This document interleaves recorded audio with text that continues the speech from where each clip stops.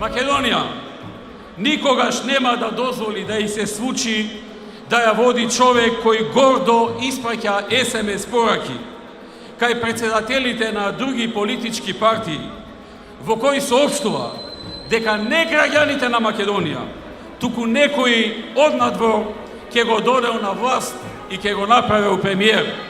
И не се срами од тоа. И не го негираше тоа. Македонија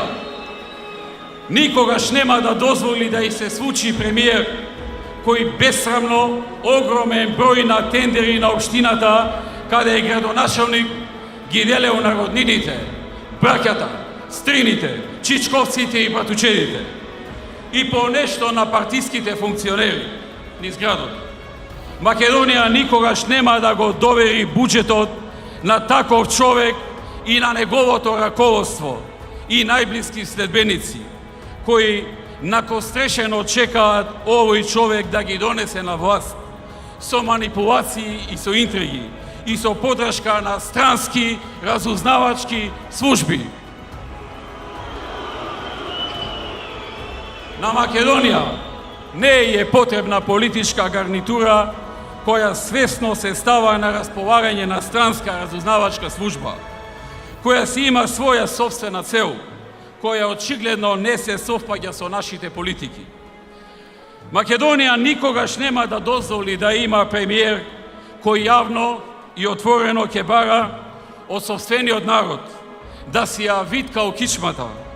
туку ќе се бори и ќе бара начини за достоинствено решение на проблемите со кои се соочува.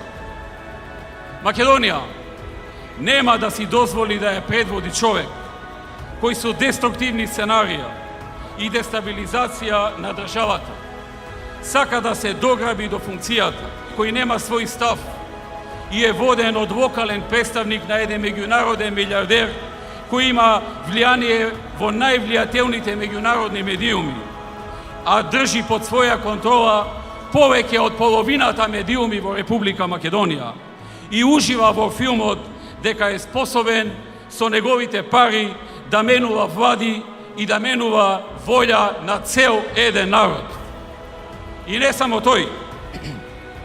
туку и група на нереализирани или пропаднати локални политичари,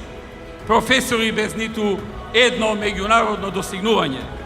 и уредници чии медиуми населичат само не на независни и слободни медиуми.